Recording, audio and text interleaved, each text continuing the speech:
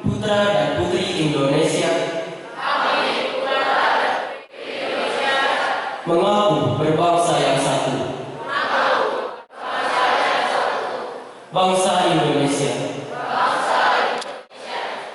Kami, putra dan putri Indonesia, menjunjung bahasa persatuan, bahasa Indonesia.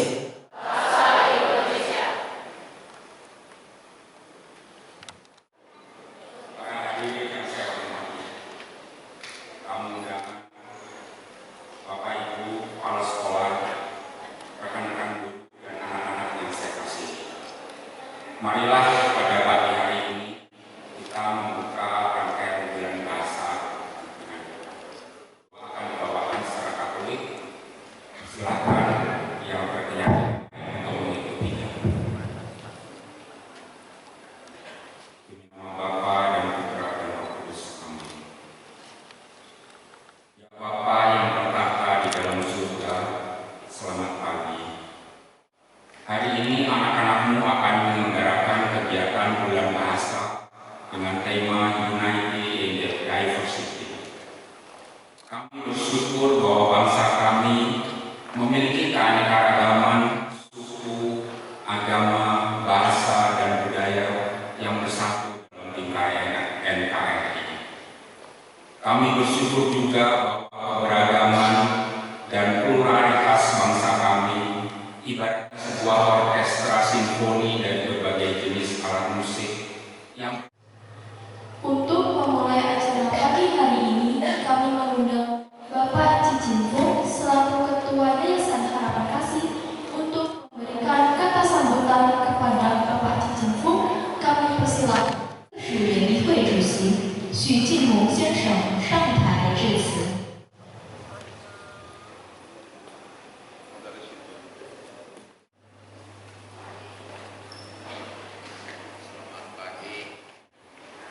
Selamat pagi buat seluruh siswa-siswi, guru-guru dan kepala sekolah yang di Harapan Kasih. Saya tadinya nggak tahu saya mau ngomong apa di acara ini. Bulan bahasa ya, bulan bahasa. Saya senang hati untuk ikut acara ini.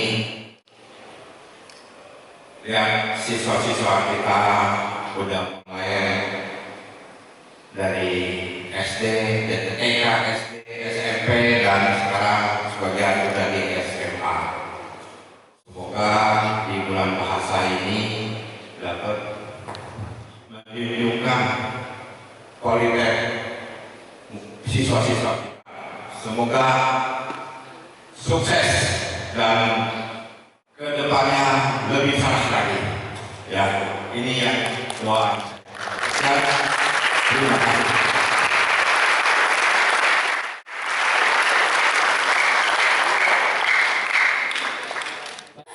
And welcome to Unity in Diversity. Bulan Bahasa dan peringatan Sumpah Pemuda SMP SMA Harapan Kasih 2025. Sebelumnya, perkenalkan, kami adalah MC yang akan menemani teman-teman semua mulai dari acara pagi ini hingga siang hari nanti. Saya Marta dari kelas 10A. Saya Gisela 12A. Saya Ajeng dari kelas 8A. Dan saya Hasan dari kelas 9A.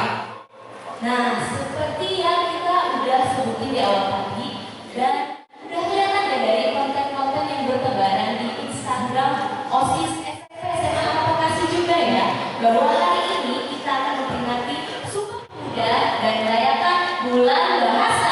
Yes, sir. Bentar, aku bingung. Ini kan peringatan Sumpah Pemuda ya. Tema kita ini Unity in Diversity. What's the correlation between these two? Dan kenapa kita merayakan Sumpah Pemuda bareng Bulan Bahasa? Nah, justru ini yang kita harus paham. Coba aku tanya dulu, Unity in Diversity itu maknanya apa sih? Unity in Diversity itu kan artinya sama seperti Bhinneka Tunggal Ika ya. Artinya sebuah semboyan bangsa kita yang menonjolkan persatuan di tengah banyak keberagaman. Betul. Nah, tadi juga kan kita udah mengikrarkan Sumpah Pemuda ya. Coba diingat lagi, kita ingat lagi isinya tadi apa? Ada bertumpah darah satu tanah air Indonesia. Berbangsa yang satu, bangsa Indonesia. Ya. Menjunjung bahasa persatuan bahasa Indonesia. Nah, kalau dari situ kan berarti udah kelihatan ya hubungannya. Coba kita rangkai dulu apa berarti gimana? Di antara perbedaan dan keberagaman kita disatukan oleh semboyan Bhinneka Tunggal Ika, aka Unity in Diversity. Semangat itu juga diperkokoh oleh Ikrar Pemuda yang menyatakan bahwa kita bersatu dalam satu tanah air, satu bangsa dan satu bahasa, yaitu tanah air Indonesia, bangsa Indonesia, dan bahasa Indonesia. Dan hari ini kita sebagai pemuda-pemudi Indonesia menghidupi setiap ikrar itu. Salah satu wujudnya adalah dengan menjunjung bahasa persatuan dalam acara bulan bahasa yang kita adakan hari ini. Di sini kita akan melihat bagaimana setiap siswa bisa menggunakan bahasa sebagai alat untuk berekspresi dan berkarya. Oh iya teman-teman, kita juga punya tema khusus loh buat acara hari ini. Jadi, kalau kita bilang unity in diversity, Teman-teman semua bisa balas satu hati bangun negeri. Oke? Bisa ya teman-teman? Let's go, kita coba bareng-bareng ya. Unity in diversity. satu hati bangun negeri. So, friends, come on, let's celebrate our unity, our diversity, and propose our language. Karena meskipun kita punya latar yang berbeda, tapi ada satu hal yang pasti, kita semua bangga menjadi bagian dari bangsa Indonesia. Karena di sini kita memperingati Sumpah Pemuda, pasti semangatnya juga masih semangat pemuda dong. Mana suaranya pemuda SMP SMA Bekasi? Oh iya, aku juga yakin pasti teman-teman udah gak sabar ya, penasaran pengen tahu acara-acara hari ini ada apa aja. Kalau gitu kita langsung masuk aja ke acara yang pertama. Nah, karena acara pertama ini tuh udah langsung relevan ya sama ikrar Sumpah Pemuda tadi, menjunjung bahasa persatuan dan unsur budayanya tuh dapat banget gitu ya. Bingo! Because our first performance today is presented by the senior high units, combining the beauty and elegance of poetry and theatrical art. Kalau gitu tanpa lama-lama lagi, mari kita sambut Realisasi puisi dari kelas. Beri tepuk tangan yang meriah.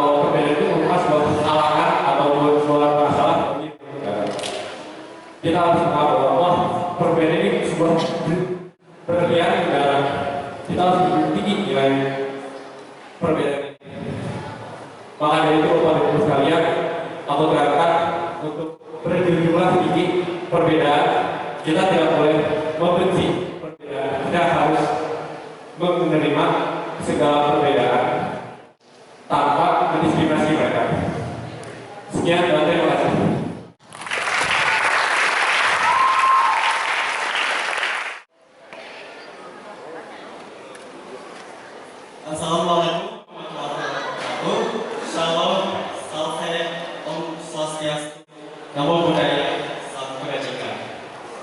Yang terhormat Bapak Ibu Dewan Juri sekalian, yang terhormat Ketua Yayasan Bekasi Bapak Cici Fung dan jajaran anggota-anggota Yayasan Bekasi, yang terhormat Kepala Sekolah SMA Harapan Bekasi Pak Musin, yang terhormat Kepala Sekolah SMP Harapan Bekasi Ibu Teresi Utami Gunawan, dan seluruh jajaran guru-guru SMA dan SMA. Indonesia merupakan negara yang sangat beraneka ragam, sangat kaya akan suku, budaya, dan agama. Kita sebagai masyarakat Indonesia seharusnya bisa menjaga keindahan, persatuan dalam perbedaan. Namun, apakah fakta di lapangan seperti itu? Tidak, teman-teman. Saya akan memberi dua contoh kasus diskriminasi dan intoleransi yang terjadi di Indonesia.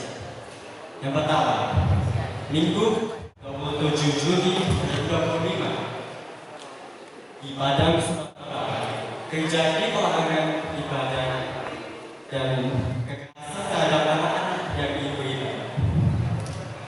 Contoh kedua, yaitu terjadinya perundungan terhadap mahasiswa-mahasiswa di Universitas Udayana Bali sehingga menyebabkan dia mereka nyawa. Dua contoh itu saja kita melihat bahwa pola pikir dan daya pikir anak-anak kita masih kurang. Apa penyebab dari semua ini? Kegagalan pendidikan kita. Kita diajarkan bahwa kita harus mengejar nilai, bahwa kita harus memberi kesan yang positif. Namun ternyata tidak seperti itu. Kita gagal dalam memberikan bahwa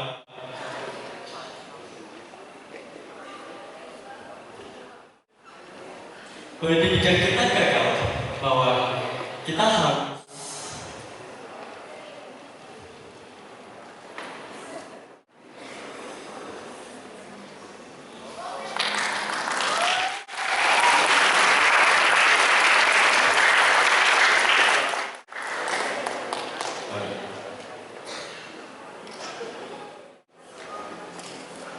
pendidikan kita gagal. Mengapa bisa terjadi seperti itu? Karena kita sebagai murid tidak diajarkan bagaimana caranya berkarakter yang baik, bagaimana caranya menjadi pribadi yang baik. Kita pendidikan seharusnya mengajarkan siswa-siswa tersebut untuk memiliki karakter yang baik dan memiliki kualitas yang baik, sehingga fokusnya itu tidak berfokus pada diskriminasi dan intoleransi.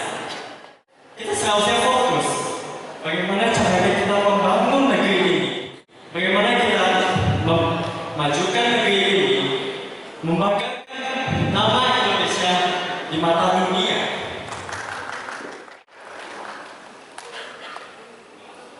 Dan kita seharusnya belajar untuk mengembangkan diri kita sehingga kita bisa menjadi pribadi yang bermanfaat bagi masyarakat di sekitar kita. Jadi kesimpulannya adalah bahwa pendidikan itu harus dibenahi di Indonesia. Sekian dari saya, terima kasih.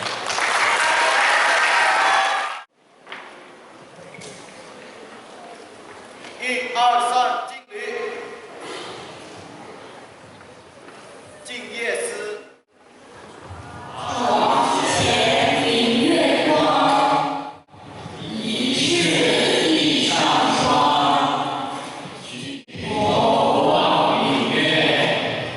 地厚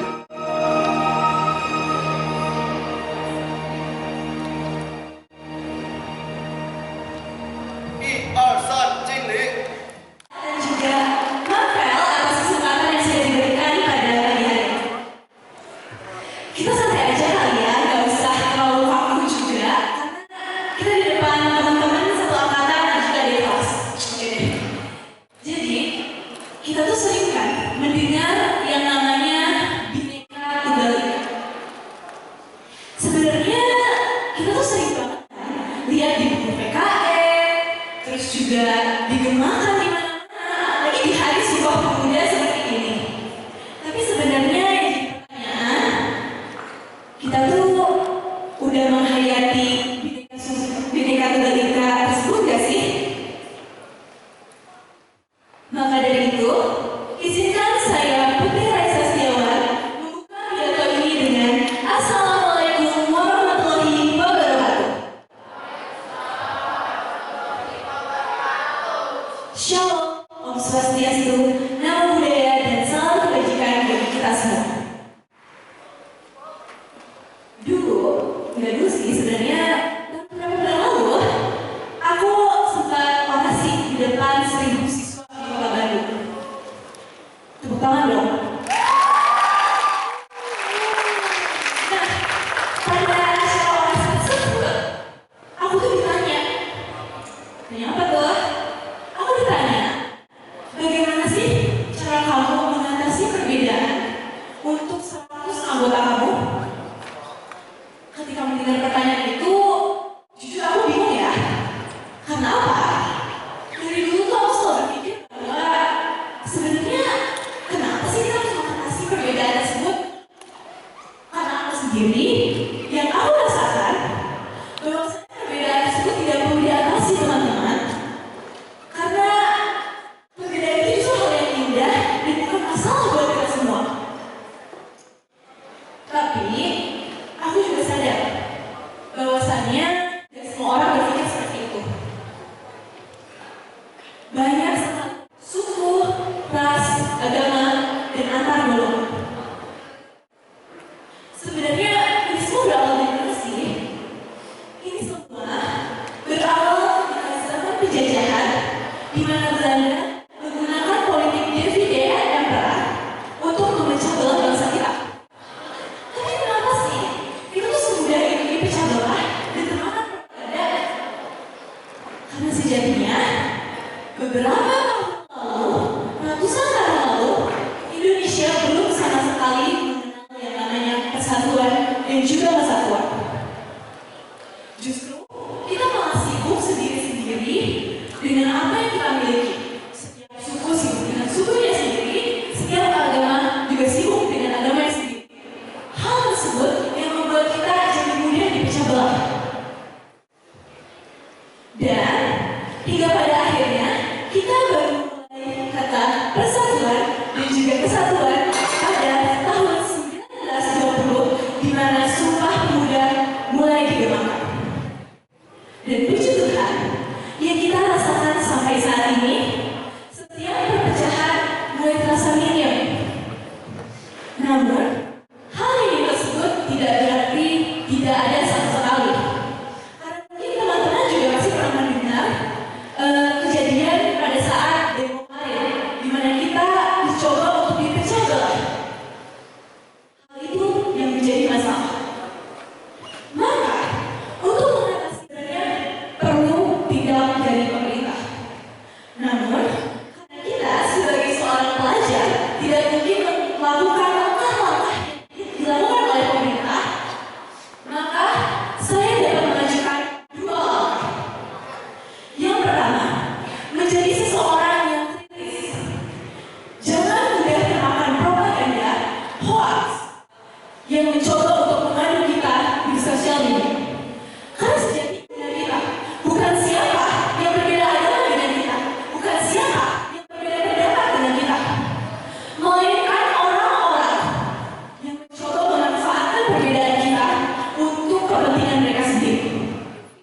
Maka saya ucapkan sekali lagi pentingnya rasa kritis untuk teman-teman, koko-koko, cici-cici, dan juga adik-adik untuk merasa kritis, mencari tahu terlebih dahulu informasi yang kita temui. Karena hal tersebut dapat memecah belah kita jika kita gagal. Cara kedua adalah jadilah seseorang yang berani.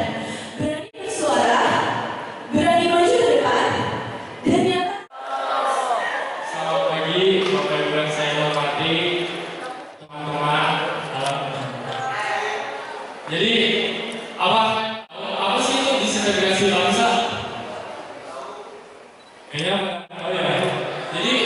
desintegrasi bangsa itu adalah perpecahan bangsa.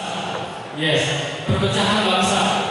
Jadi perpecahan bangsa itu sangat berbahaya bagi Indonesia karena Indonesia kan banyak sukunya, lalu budayanya, lalu kalau perpecahan bangsa itu kan jadi kacau balau, lalu dapat juga menjerumuskan antar wilayah, antar ras, dan antar suku dan masih banyak lagi. Lalu pokoknya di rumah aku mikir-mikir gitu, gimana sih mencegahnya? Dan ternyata banyak guys, dari hal kecil dan hal besar. Tapi aku ambilnya hal kecil aja sih, karena lalu untuk hal kecil ini ada 3, dan hal kecil ini bisa berdampak besar loh guys. Contohnya kita harus menggunakan sosial media dengan bijak. Contohnya kita tuh tidak boleh menggunakan hoax atau mengetik dengan kata-kata yang bersumber sara. Contohnya, ini contoh ya, disclaimer, tolong jangan serang saya. Contohnya kayak, Jawa lu, atau Sunda lu, atau Betawi, itu tidak baik guys sama sekali. Dan saya juga sudah main TikTok, main Instagram, main Twitter, dan situ orangnya lebih parah. Apalagi sekarang tahun 2025, orang udah buat kata-kata baru. Contohnya kayak jawir gitu. Dan jawir itu adalah jawiran gitu. Dan yang saya lihat ada lagi. Contohnya ada orang mengetik bahwa Papua sama dengan monyet. Dan pas aku lihat tuh kayak no way gitu. Papua sama dengan monyet. Dan ada juga orang yang mengetik Jawa sama dengan sama. Dan itu menurut saya tidak baik banget ya guys, karena itu bisa berdampak kepada Indonesia jadi terpecah belah dan sangat gampang. Lalu yang kedua, kita harus menghargai perbedaan pendapat. Kayak contohnya jujur aja aku punya banyak teman dari Timur, dari Kalimantan, Sulawesi, dan masih banyak lagi. Dan saya anggap mereka teman saya gitu. Jadi saya orangnya kayak bukan karena kamu Papua jadi ada jarak gitu. Enggak, semuanya teman saya, semuanya sepadan, dan saya orangnya tidak pandang bulu. Lalu yang ketiga ini menurut saya sebenarnya dipandangnya kayak kecil gitu. Tapi secara pemikiran saya ini, ternyata iya juga. Jadi yang ketiga itu adalah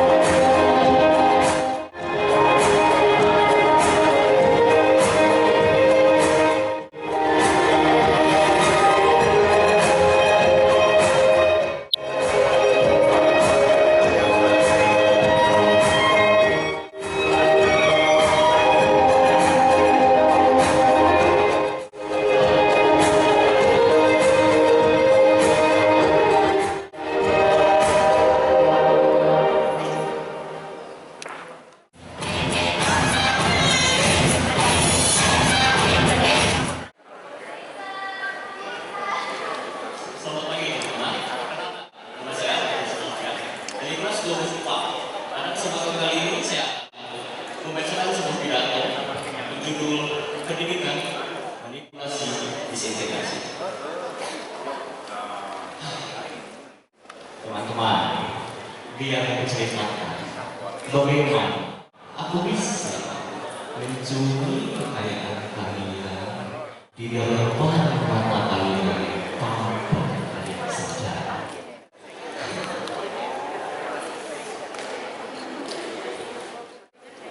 Semua itu berawal ketika matahari masih baru saja terbit.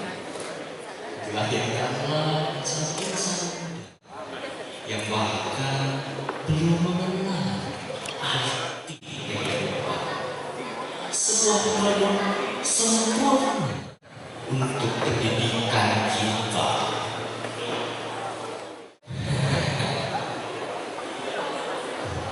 Lalu dimasukkanlah kalian ke dalam pendidikan dan dititahkannya kalian hafalkan ini, hafalkan itu.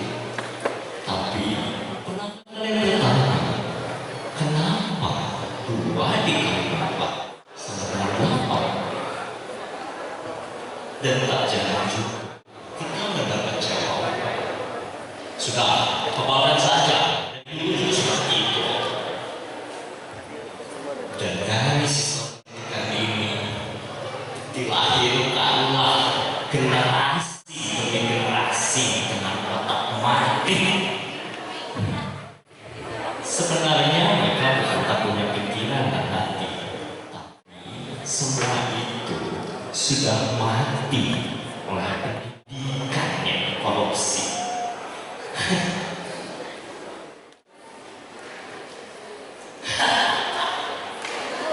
Dan coba kalau produk pendidikan ini sangat mudah dimanipulasi. Bila aku ingin tanah adamu untuk dijadikan tambang emas, tapi kau tidak mau memberikannya dengan alasan saya mencintai budaya. Alasan bodoh. Tinggal membuat saja sentimen negatif untuk masyarakat Indonesia agar mereka membenci atau membuat pengalihan isu.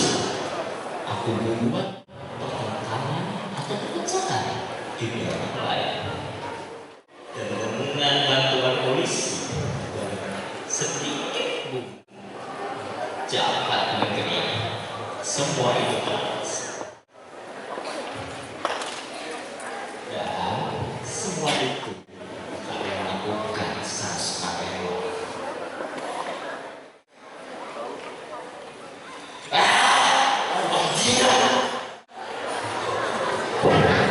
Kau berani menjual persatuan dan bisa mencicipi kekayaan. Tapi sekarang kami sudah tidak bodoh. Kami sudah tahu semua kekejian. Sekarang pendidikan bukan lagi di sekolah, bukan hanya di sekolah. Sekarang kami juga punya internet di mana kami bisa memperkuat ilmu, saling berbagi pikiran, saling memperkuat, mempersatukan bangsa. Dengan pendidikan baru ini, pendidikan sekolah dan media sosial, internet, kami sudah tidak bodoh lagi. Dulu dengan banyak kami berjuang mati-matian hingga tetes darah terakhir untuk mengusir penjajah. Tapi sekarang kami harus berjuang untuk menaklukkan dia dari maksudnya sendiri. Biar kita akhiri kami seperti ini. Walau harus dengan reformasi, semua itu kami lakukan demi masa depan Indonesia.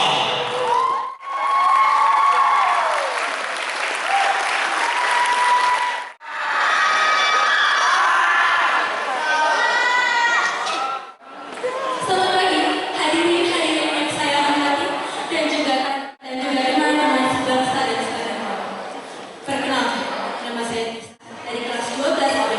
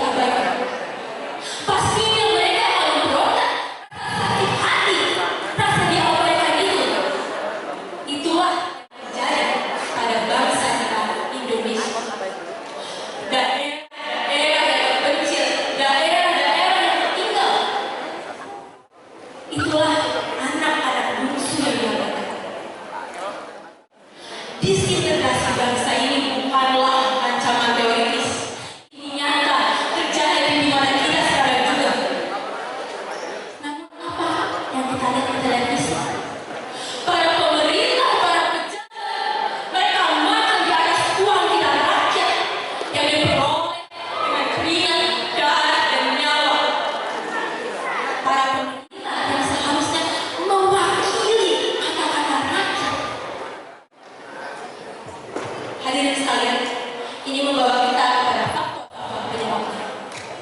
Faktor yang pertama, faktor adalah rasa sakit hati yang mendalam. Bayangkan, tinggal di area yang sama, di mana di tempat lain bangunan-bangunan megah bermekaran, tapi di tempatmu jangan rendah.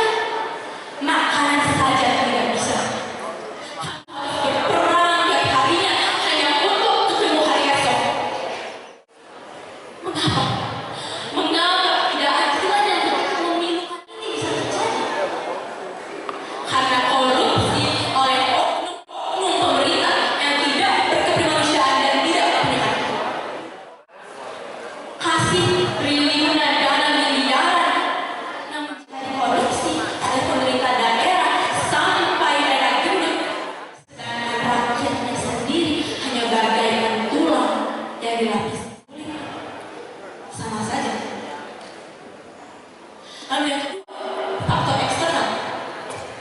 Kita semua tahu bangsa Indonesia kaya akan sumber daya laut. Tak heran jika negara-negara asing ingin juga mendapatkannya, ingin juga mendapatkan jatahnya. Maka dari itu diduga ada peran